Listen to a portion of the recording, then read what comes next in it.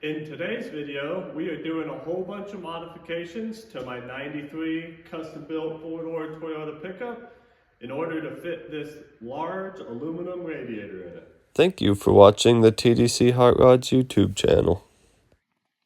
All right, where to start? I guess that shows a good idea. So, what we got here is my 93 four-door Toyota.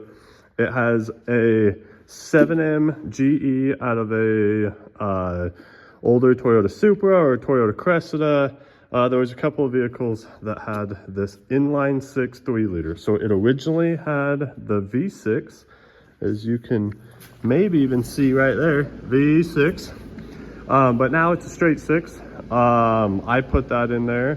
But anyways, so I've had an issue with cruising down the road. It's perfectly fine. Doesn't ever get hot, does just fine.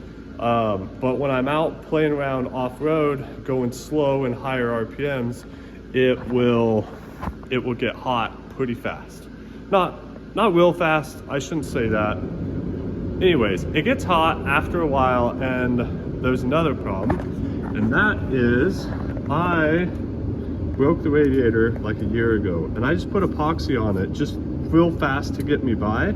Well, then I started noticing that the radiator cap has been hitting the hood, and that's most likely what busted the radiator. So this is the stock V6 radiator, and I think it could cool the system no problem if I could put a big enough fan in there. So I have this pusher fan here, and then I have a little small, I think this is only a 10-inch Polar fan, and I'm confident that if I had enough airflow pulling, this radiator would cool it. But there is no space in there. As you can see, that is a tight fit, very tight. You can see right there where the fan's shining, or where the flashlight's shining, that, and right there, that this belt has contacted this fan before. So there is some space back here, although it doesn't really look like it. It's kind of a mess back there, but there's about 2 inches if I delete the EGR to be able to slide this engine back, and then I could put this radiator in there. So this radiator is a factory radiator out of a 93, I think 90 to 90, I don't remember, this body style, 88 to 93. Toyota pickup with a diesel in it. It is all aluminum, 3-core, rather than this one is 2-core, and the width is the same. It bolts in like factory, but the radiator is about this much longer. Yeah, I think it's about 5 inches longer, 6 inches longer. So it will actually poke down and be about right here below my crossmember, where my other one, the radiator is clear up in there. So this radiator would be awesome. Now, if I didn't have a built cross member to hold my SAS leaf springs, my solid axle swap leaf springs in the front, I could modify the cross member that is down there and just take my AC condenser out and move the radiator forward and down and be able to solve that problem. Well, my cross member's in the way. I have never hooked. I built this truck 5 years ago, and 4 years ago is when the straight 6 went in it. So I haven't had AC in 4 years, and this year I'm trying to get all that kind of stuff done. I want my cruise control working, and it's getting a hair dryer put on here to make more oomph, and I want to get the AC going. So I'm pretty adamant that I don't want to mess with the AC condenser and move it. But on the same side as that, I can't because that cross member's in the way. So I need to move this engine back, and hopefully I can have enough space to clear the radiator. Have enough space in here to put a decent sized fan in it. So what I'm gonna do is just unbolt my motor mounts that I built down there on both sides, undo the drive line what else was there? It was just a few things. The driveline, the motor mount, oh, the exhaust. So just a few things, and then I'm just gonna take it and I'm gonna shove the engine and tranny back just about an inch. I can only go about an inch right now. Well, that's about an inch and a quarter before it touches the brake booster, before the intake manifold touches the brake booster. And then if I delete the EGR and the EGR cooler on here and modify this manifold, then I believe I could go 2 inches.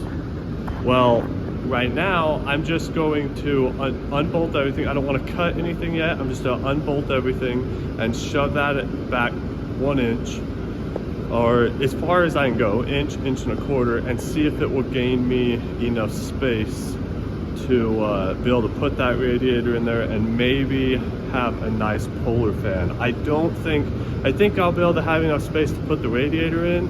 I don't think I'll have enough space to put a nice polar fan in there, but we're gonna take a look. I'm gonna get this thing all tore apart, and we'll take a look at it then and see what happens. Oh, also one other thing. So I got this nice radiator here, right? Much better. Another thing that I have is I bought everything to put an engine oil cooler on here. I don't have any space up front to try to put it. So it's gonna go underneath the truck with this electric fan on there. And then I have this oil filter adapter that has a thermostat built into it. And then here's some lines. They're all dirty because I've had them for at least a year. To be able to run the oil cooler back, the engine oil back to this cooler, because I really think that will make a big difference, because that is about the time when this thing starts getting hot. The engine temps come up, the oil temps come up, and it's only when I'm going slow, high RPM. Makes perfect sense, right? Well, I'm just gonna do everything I can to try to keep it cooler. So I'm gonna get to unbolting all this stuff and see what happens, see what we can come up with. Look at this.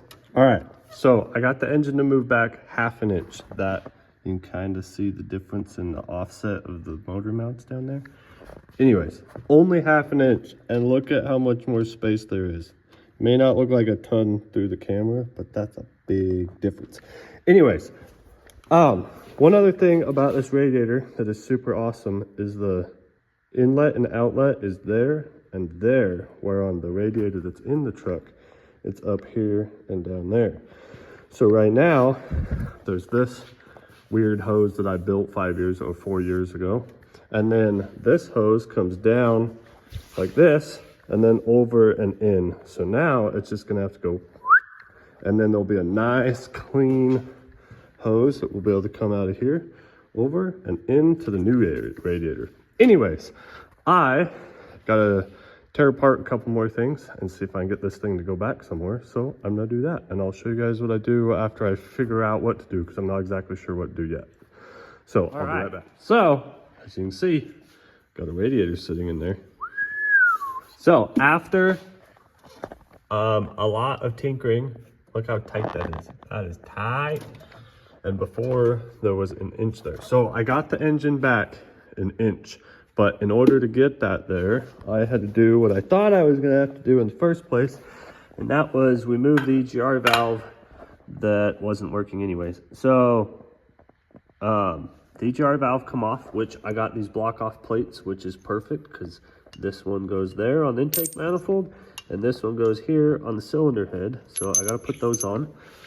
But I wanted to go back another inch, but man, in order to do that would be a lot of work. I'd have to custom build the edge of the intake manifold, and a ton of work would have to happen.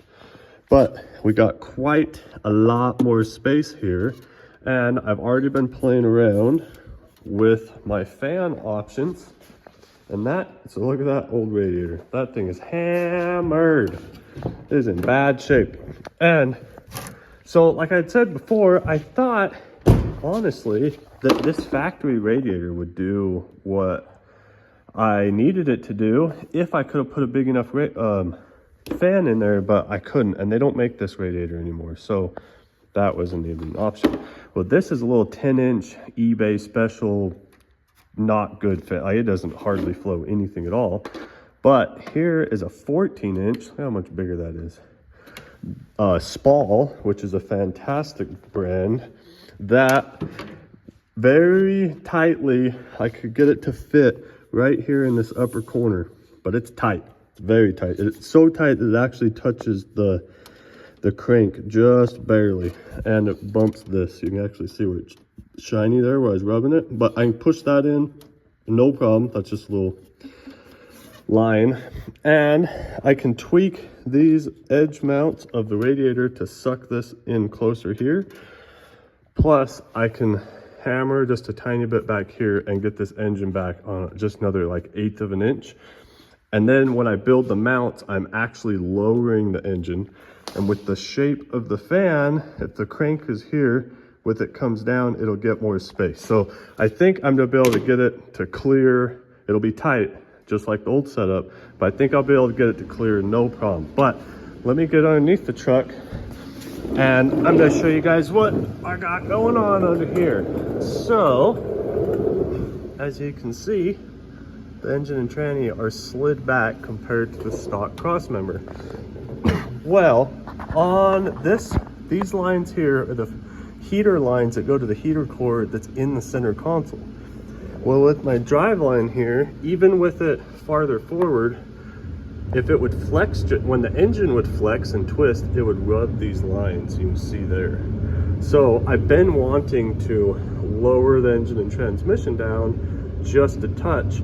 Plus I could drop the back of the transfer case down a little bit, and it would actually help with my driveline angles. So I'm going to cut this mount out and drop this baby down to this this pinch weld here, and then you can see where my motor mounts that I built 4 years ago are. They need to come back. Well, so I'm gonna drop the engine 1/2 inch. I'm gonna drop the transfer case about 3/4 of an inch, and that should give me plenty of space up here. So that is what I'm gonna work on now. I'm gonna start with this Crossmember, and then I will tinker on the motor mount. So that's what I'm gonna do. I'm gonna get back to cutting this baby all up, modify this so it'll all work out.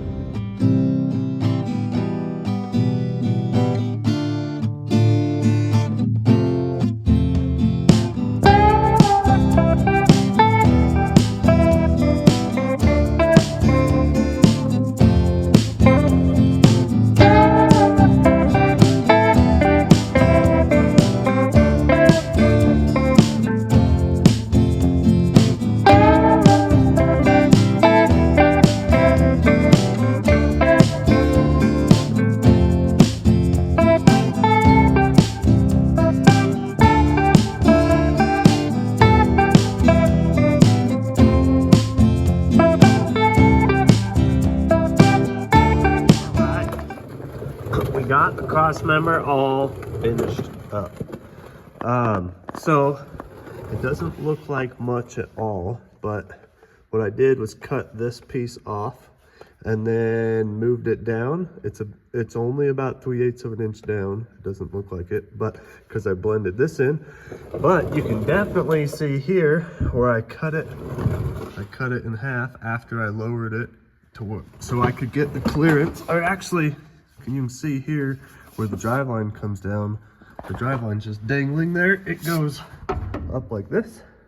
But that's where I was wanting to make sure I dropped the transfer case down so I could get clearance around these hoses. But you can see where I moved everything back an inch. I actually have moved it back an inch and a 1/16. I just barely measured it to see. So I also double checked after to make sure that this fan this is a 14-inch spall and this is a 12, and I wanted to try to get as big as I could. I have a 16 also, and there's no way I'm fitting a 16 in there. But that's what I was to show you guys. Look at the difference. So this is just a knockoff China, whatever, 10-inch. And look at that baby, drowns it. So between the radiator and this fan, we should have a big difference. So now the next step I got to do is those motor mounts. You can see where the mount is. That's the hole, and it used to be up here, so it's back 1.1 inches. So I need to cut these. I built these motor mounts 3 or 4 years ago. 4, I think. So I need to cut these off. I'm gonna take the plasma cutter and cut as close to the frame as possible, and then clean it all up and slide it back. Yeah, you can, yeah, there we go. You can see them right there. You can see the difference. Nice, very nice. So I'm gonna cut those off and move them back and get them sitting where I want. So that's what I'm gonna do. Good.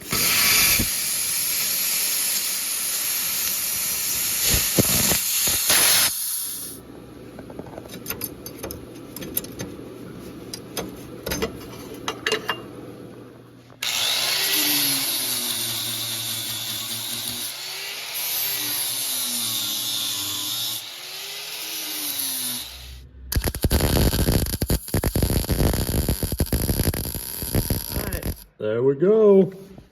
Engine mounts are finished up. It is sitting where I want. We got just a little bit of space between the booster and the intake manifold. So this engine is slid back as far as it'll go. And I figured out how I was gonna mount the fan to the radiator, because I definitely didn't want to use those ones that go, the mounts that go through the radiator core. I think that's a real bad idea. So I come up with this. I took some carriage bolts and ground down the sides of them and then pushed them down in between these factory slots. So that's what the slot used to look like. And that's it with the bolt in there. And then I built these little brackets, very simple. And they'll just sit like that.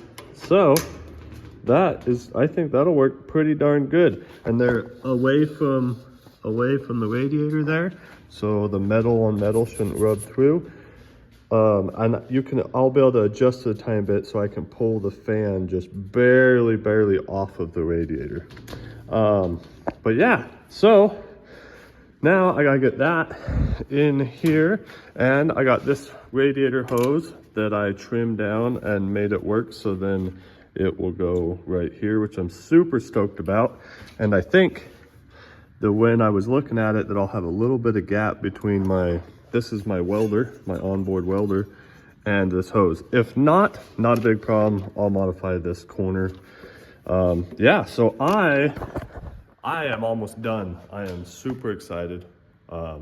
This has been something I've been meaning to do for a few years now. So super stoked. I'm gonna get this all mounted in here, and we'll see what happens then.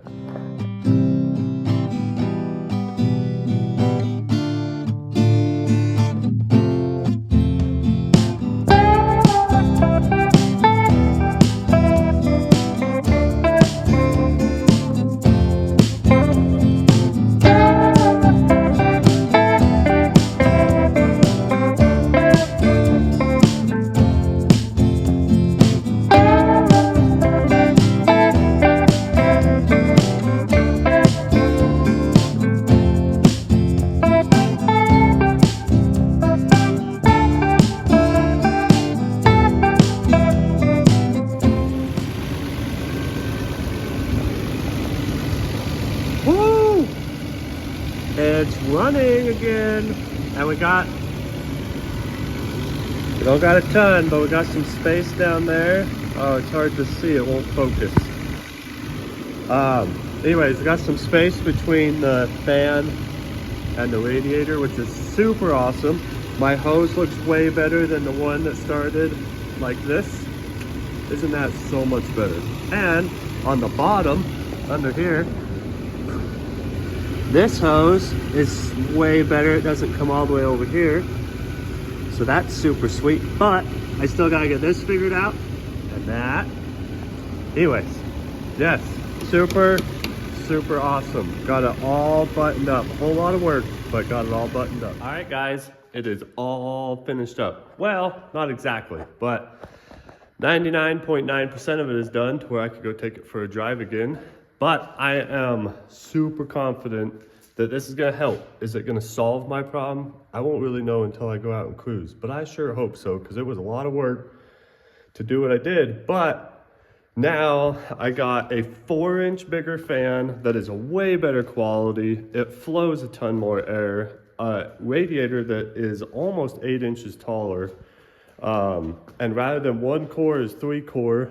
So it should cool much, much better. And what else was I gonna say? Oh, and I got my driveline angle with the transfer case mount figured out and a little bit better, which is great. Not that it was bad before, I just like it a little better now. Anyways, hope you guys liked it.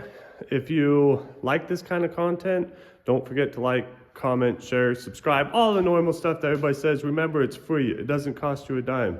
And better yet, if you like this stuff, take a look at one of my other videos. But stay tuned, because in the next video, I gotta figure this out. This is my beat up old power steering cooler that no longer will fit because the radiator pokes down now, where before it would fit.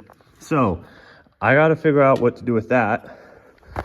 Plus I got an oil cooler to put on with the fan kit for that. And I'm doing all of this in preparation to turbo this thing, which it had a turbo engine in it before, but long story short, we're putting a turbo on this one. Anyways, hope you guys have a good one, and we will see you on the next one.